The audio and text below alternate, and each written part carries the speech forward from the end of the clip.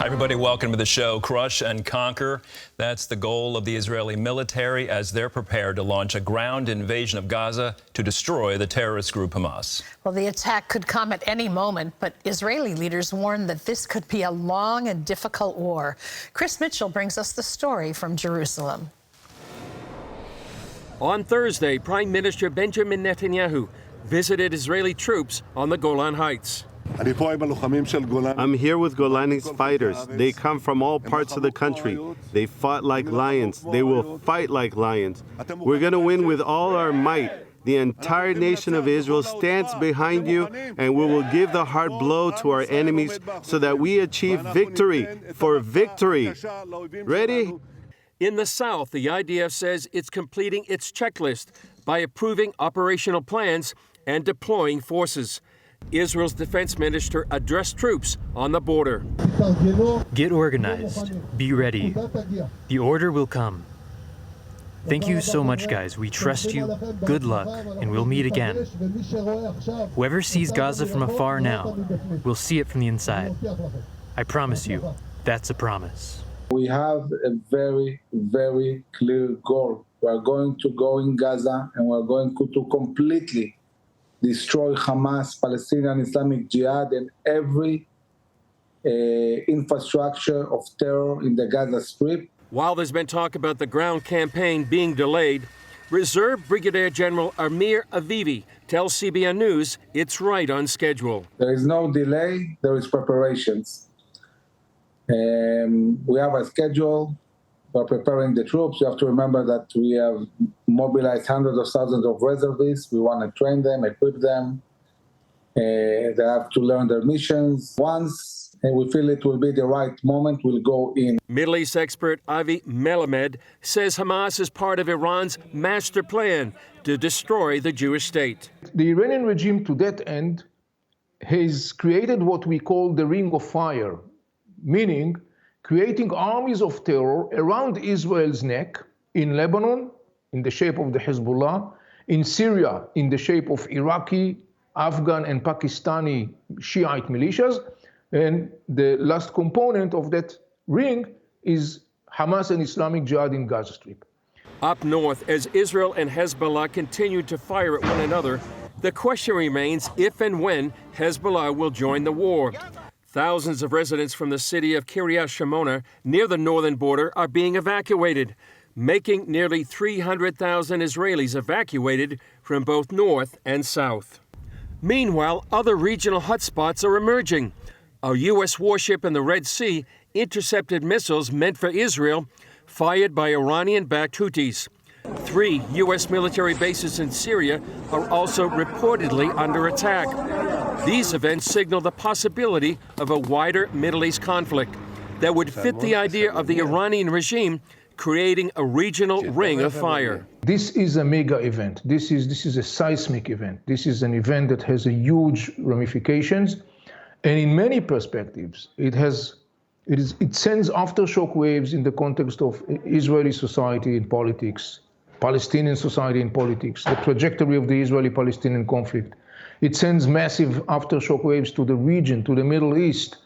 It sends shock waves to the international community and finally also to American juries. Despite the danger, General Avivi says all eyes are on the God of Israel. It's amazing to see how united people are, how the spirit is strong, how the connection to God is strong. Now everybody is praying. You know, in war you don't have atheists. Everybody speaks with God and seeks guidance and protection. Chris Mitchell is with us now from Jerusalem. Chris, in your report, you noted the delay Israel has been accused of with this ground assault, but they say they are right on time, right on schedule. What can we expect from Israel's assault on Gaza? Well, first of all, Andrew, I'd like to talk about at the end of the report, we talked about prayer. There, you saw Jews pray at the Western Wall. I don't think I've ever heard of so many prayer events or people praying together for Israel right now. It's really a crescendo of prayer around the globe. To your question about what we can expect from Israel's assault on Gaza, I've heard these expressions, Andrew, shock and awe, expect the unexpected. I think what we're going to have is a coordination of land, air, and sea, all of that working together, and expect a highly motivated Israeli army. Chuck Holton, our correspondent, was down talking to some of the soldiers on the Gaza border, and he's been talking to them for a few days now. Very, very highly motivated. And then I think right now, again, Andrew, you can expect 3 stages. This comes from Israeli Defense Minister Yoav Gallant. First of all, and I think that's going on right now, they're damaging the infrastructure. They're targeting terrorists inside the Gaza Strip. They want to eliminate, in stage number 2, any pockets of resistance. And then third, they want to create a new security regime and reality in the Gaza Strip. I think that's the main goal of what's going to happen here in this ground invasion. And what that looks like exactly remains to be seen. That was probably the topic of conversation with President Biden and Prime Minister Benjamin Netanyahu and his war cabinet. Gallant has said, and Israel has said, they don't want to control Gaza. Historically, they've not wanted to control it. Back in the 1948 war and the 1967 war, the 67 war in particular, I think I remember a story of then Defense Minister Moshe Dayan seeing that many of the people in Gaza weren't going to Egypt, and he knew that they would have to control them. And actually, it goes back to biblical times. You know, this is the land of the Philistines, and for thousands of years, Gaza has been a problem for the Jewish people. But finally, what they want to do, Andrew, they don't want anything there in the Gaza Strip that's going to pose a threat to the people of southern Israel, like it did on October 7, 2023, probably one of the darkest days in Jewish history.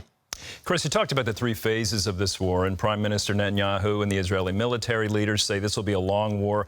I'm sure you see the concern that the longer this goes on, the world's going to pressure Israel to back off, wrap it up. It's lasting too long. How do you think Israel will respond to that in the coming weeks and months? Well, it's going to be very hard. You know, Andrew, it seems like Israel is the one country that really has a stopwatch on it when it goes to defeat its enemies. If you look back to the war against ISIS or the war in Iraq, when Mosul was being taken over from ISIS, when the war in Iraq and, say, Fallujah, there was no stopwatch on that. And then many people actually, were killed, unfortunately, civilians, but there really wasn't the same kind of pressure on the U.S. and its allies during that time. They are warning right now here in Israel, Andrew, that it could be weeks or even longer to go into Gaza. There's urban warfare. Hamas has maybe 300 miles of tunnels in Gaza City, so it's going to take a long time to go through those tunnels, and while at the same time trying to rescue the more than 200 hostages that are inside Gaza right now. Almost an insurmountable dilemma. But as I mentioned earlier, millions of people around the world are praying that those hostages will escape unharmed. Let's talk about Hezbollah for a moment. Does the Israeli leadership believe they could handle Hezbollah if they attack while Israel is fighting Hamas? Now there's also growing unrest in the West Bank as well. What do you think?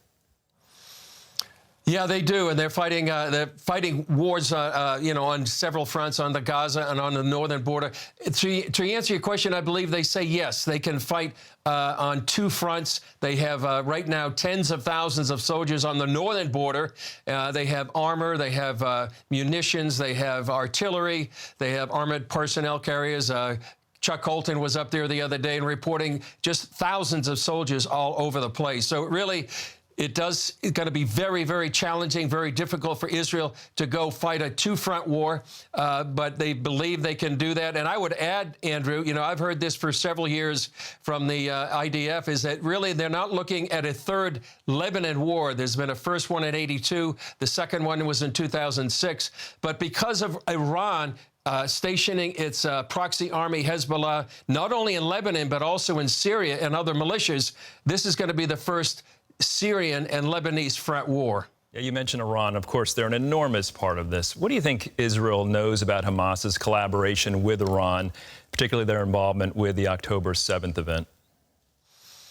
Well, I think Israel feels like it was directly connected, that it planned, it funded, it actually helped to execute this massive massacre on October 7th. The Wall Street Journal reported that, and ironically, or maybe sadly, the Biden administration doesn't seem to connect those dots between what Iran has done on Israel's southern border and what it is planning perhaps up in Hezbollah. So that's been something that Israel is really connecting the dots between Iran's influence not only on Hamas, but Hezbollah, the Houthis, the militias in Syria. This is that so-called ring of fire that our expert was talking about in our report, really trying to strangle the Jewish state. And so far it's been effective, but we'll see what happens as Israel goes into the Gaza Strip.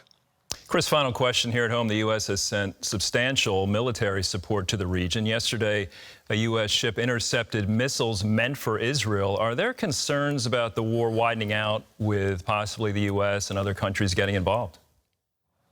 Very much so, Andrew. I think with the massive infrastructure right now of the U.S. and the deployment of 2 carrier groups, maybe 2,000 advisors to Israel, both medical and intelligence, there is that danger. And it's really, what will Tehran do? Will they continue to light these fires in Syria and Yemen and even in the West Bank? That's really the question right now. It's a very precarious time here in the region, obviously, and why so many people are praying for the peace of Jerusalem and for this whole situation. All right, Chris, thank you. Not just you as our Middle East Bureau Chief, but your entire team. Thank you for all the wonderful reporting from your entire team out there.